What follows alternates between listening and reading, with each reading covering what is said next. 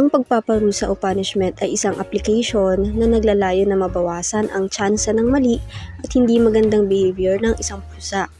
Ito ay ginagawa upang hindi na maulit ang kung ano man ang ginagawa ng pusa na hindi maganda. Pero dapat at tama ba na pinaparusahan ang mga pusa dahil dito? Ayon sa mga eksperto, ang punishment ay dapat ang pinakahuling resort upang turuan ng iyong pusa. Tandaan kasi natin ang inappropriate punishment ay nagdudulot sa kanila ng fear, anxiety at owner avoidance.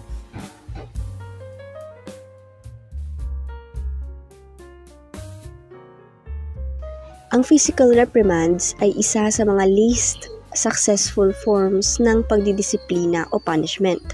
Ang pananakit o pagpalo man lang kasi sa iyong pusa ay pwedeng maging dahilan ng hand shyness, fear of the owner at potential injury sa iyo at sa iyong pusa.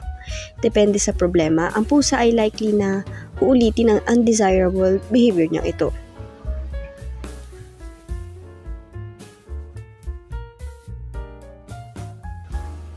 Maraming paraan sa pagdidisiplina sa mga pusa. Ilan na nga dito ay ang pag-walkout mo sa inyong kwarto kapag habang naglalaro kayo ay bigla na lang siyang nangangagat bilang parte ng kanyang pakikipaglaro. Kapag umalis ka habang kayo ay naglalaro, ititake niya iyon bilang consequence sa bad behavior niya. Isa pang paraan ay ang paggamit ng mga tools gaya ng water sprayer, can of compressed air, at handhold alarm. Mas mainam pong gumamit ng mga ganito kaysa physical na disiplinahin ng inyong mga pusa dahil ito po ay may mga negative effects sa kanila. Yun lang po muna para sa video na ito. Don't forget to like, share, and subscribe para updated ka sa mga bagong upload na videos tungkol sa mga mahal nating alagang pusa.